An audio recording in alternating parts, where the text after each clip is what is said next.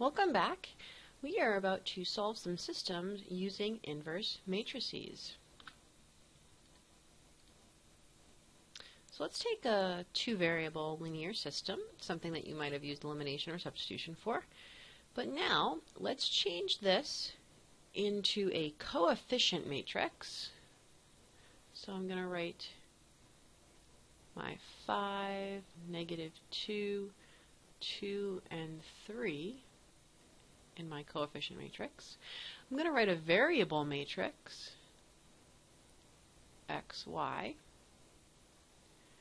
And if you actually multiplied these two matrices, you would come up with the 5x minus 2y and the 2x plus 3y, which is equal to the constant matrix. So that's 19 and 0. So we really just changed this into a matrix representation.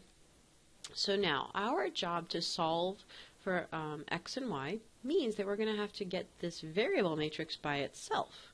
So I'm going to need to get rid of this coefficient matrix. Well, I can't divide by matrices, but what I can do is multiply by that matrice's inverse. Okay, that will cancel it. So I need to find the inverse of this matrix. I'm going to introduce some variables here. I'm going to call this matrix A. I'm going to call the variable matrix matrix X, like capital X, or I guess you could do lowercase x as well. It doesn't really matter. And then I'm going to call my constant matrix B. Just to represent this another way again, I could say that this is A, X equals B. Okay, so if I want to multiply this by the inverse matrix, I'm going to need to find that. So let's do our work over here. To find the inverse of matrix A, and it's a 2 by 2 matrix, I'm going to need to find what the value 1 over A, which would be 5, times D, that's 3, minus the next one's going to be C times B.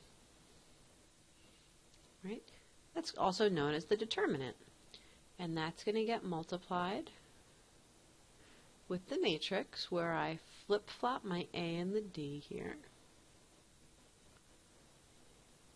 And I take the opposite of my B and C terms.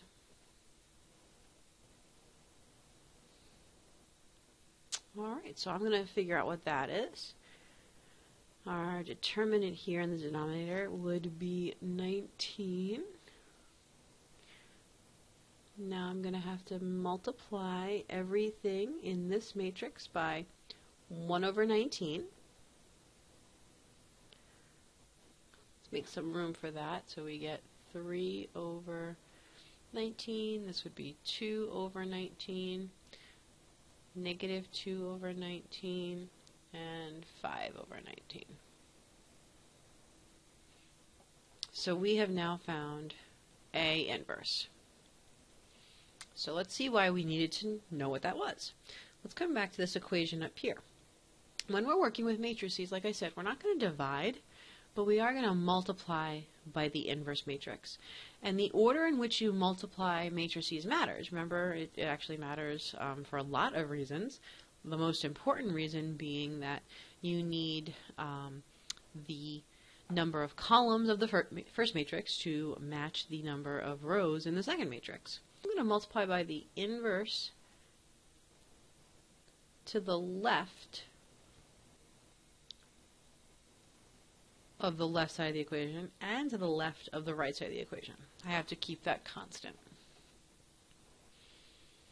So now when I multiply a matrix and its inverse, I get the identity matrix. So that's the identity matrix times matrix X, and that's going to equal the inverse of matrix A times matrix B. But the identity matrix times this matrix X is just going to get us matrix X which is why last year you probably remember doing something like this on your calculator. So now we're just going to fill in what those are. So I have my inverse matrix over here.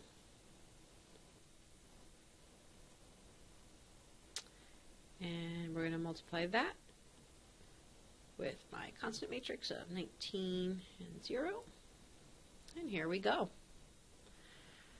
We're multiplying a 2 by 2 and a 2 by 1. Right? And we're allowed to multiply those because these two dimensions match up. I like to kind of think of getting them out of the way to see what our answer is going to be. We're left with another 2 by 1. And if you flip it over, you can use the next one. Then flip it back. Okay, so remember that we're finding matrix X. I'm just going to show my workout over here. So I'm going to do 3/19 times 19 plus 2/19 times 0. So I'll just write plus 0 here. And then I have to do negative 2/19 times 19 plus 5/19 times 0. So that's plus 0. So we get 3 and negative 2. But think back to what matrix X represented. This entry was X, this entry was Y. So in the end, X equals 3 and Y equals negative 2.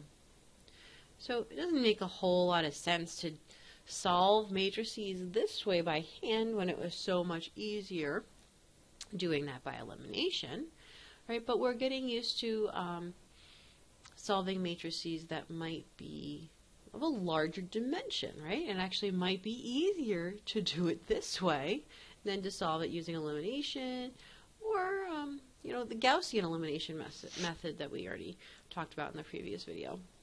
Right? But it's a nice application of inverse matrices. So let's try another example. But notice it's not just a straightforward system, but we are going to use a system of linear equations to figure this one out. So we want the equation of a parabola. Well, the equation of a parabola looks like this. It would be y equals ax squared plus bx plus c. I need to figure out what a, b, and c are. I'm looking for three things. Well, if I'm looking for three things, I need three equations to do that. So I've given you 3 points of the parabola. So this means if I plug in -1 for x, y will be -5. So let's write that down. -5 equals a times -1 squared plus b times -1 plus c. So right there, I have my first equation. I'm just going to reorder things.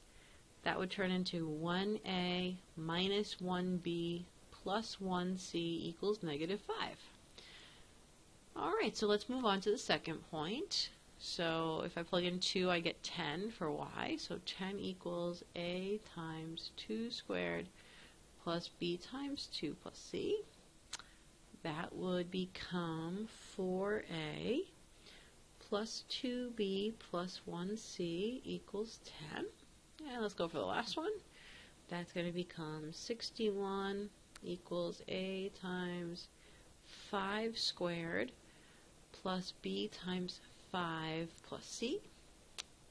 So that's 25a plus 5b plus 1c equals 61. So there's our system. So this time, I'm actually not going to solve it by hand. That's what I would call the first problem that we did, doing it by hand. I'm going to show you how to set up the matrices and use inverse matrices on your calculator to solve this, although you should have already learned this last year. It's a little bit of a refresher, so I'm going to kind of go fast through this. So I'm going to set up the matrix. Let's see, 1, -1, 1. These are the coefficients.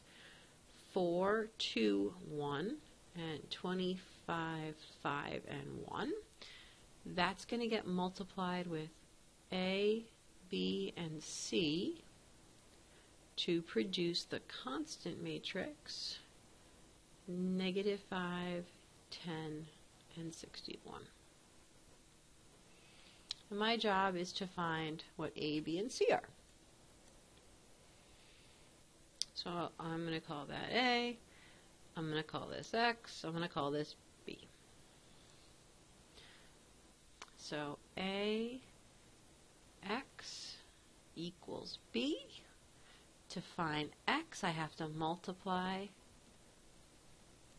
the left side by the inverse of A. Again, I have to multiply the left side of the right side of the equation. I know that sounds weird. By B. B's got the identity matrix, so we're really just left with X equals A inverse times B. So, I am now going to tell the calculator what matrix A is and what matrix B is, and I'm going to tell it to also find the inverse of A and multiply it with B. So here we go.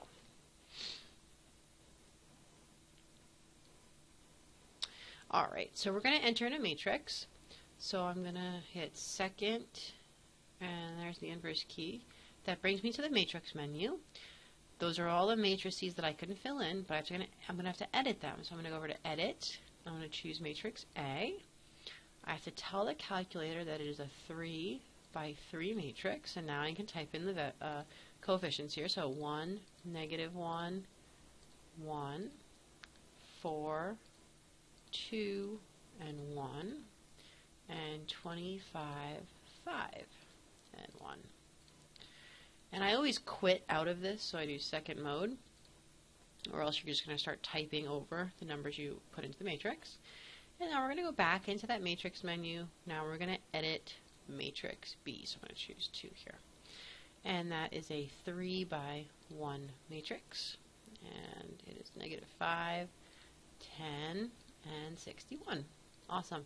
And that's the hard part, and we're going to quit out of that. Okay, so now I'm going to say to the calculator,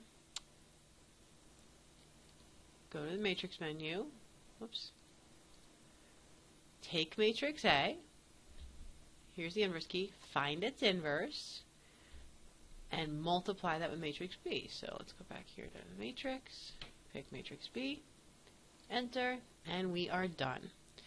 So I got it to be A is 2, B is 3, and C is -4.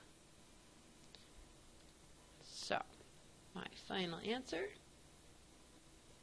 y equals 2x squared plus 3x minus 4, is a parabola that goes through those 3 points.